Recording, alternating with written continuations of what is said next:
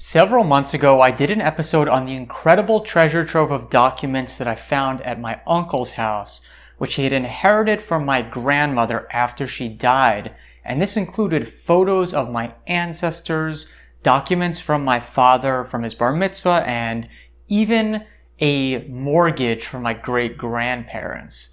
Now, recently I stayed overnight at my uncle's house, and I found myself digging through these boxes of records once again, and I found something really incredible. In fact, I found a few really cool things. I found some old greeting cards from the 1950s and 1960s.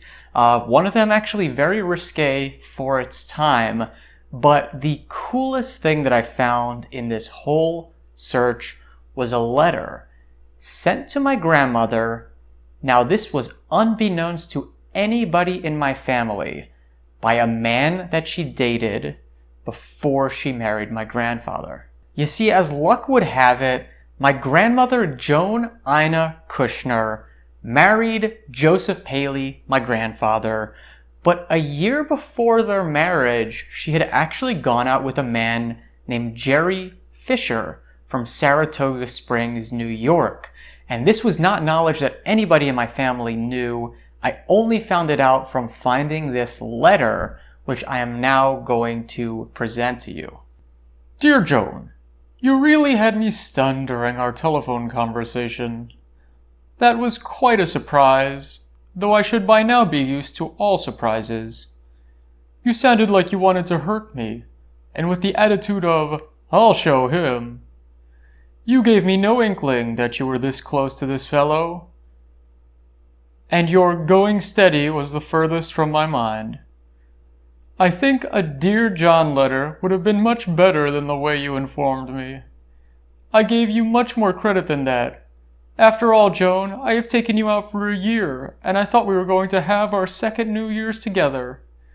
Don't you think that I had some love and feelings for you during all this time, and still do?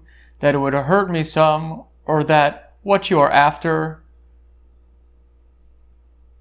I never tried to hurt you in any way by not telling you how much I did love you, etc., because I did not know my own feelings. I know you can't wait for a lifetime for a guy to make up his mind, and I don't blame you one bit, but my circumstances were a little different. I guess I should have let you know my feelings for you at least a little. Next time, invite a guy for a cup of coffee and give him the news. At least that's what I would have done with you if it were vice versa. I've been brushed off before, but they can take lessons from you. Now that I've let off my steam, I want to say that the year has been wonderful with you, and if things go wrong, I want you to let me know. I hope we shall always remain friends, and I want to wish you the best of luck with your engagement. You certainly will make a wonderful wife for any guy, and I mean it. You deserve the very best, and it's not me. Maybe I'll see you sometime in Albany. Sincerely, Jerry. Now, just about 8 months later, my grandparents married, and shortly thereafter had both my uncle and my father.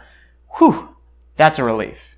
Now, Jerry actually ended up sending a second letter, which I don't have here, but it was sent to my grandmother's parents, my great-grandparents. It was a little bit more conciliatory, basically congratulating her on her new fiancé and then also wishing her the best.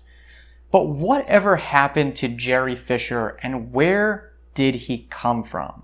Well, as it turns out, he was born Julius Fisher in 1924 in Linden, New Jersey.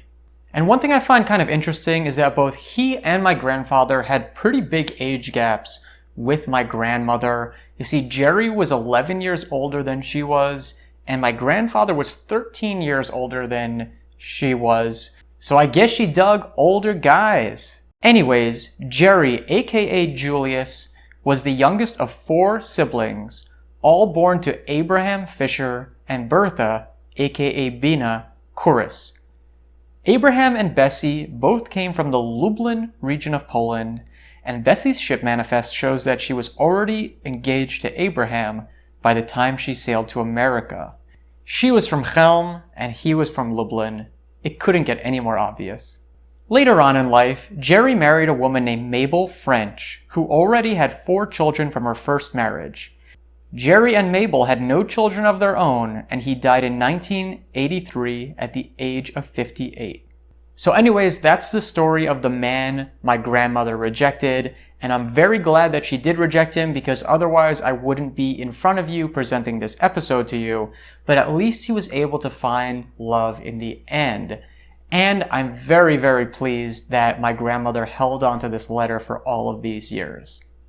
So anyways, if you like this episode, let me know what you think in the comment section below. Give it a thumbs up. Also, be sure to follow me on social media. I've included links to both Instagram and Twitter.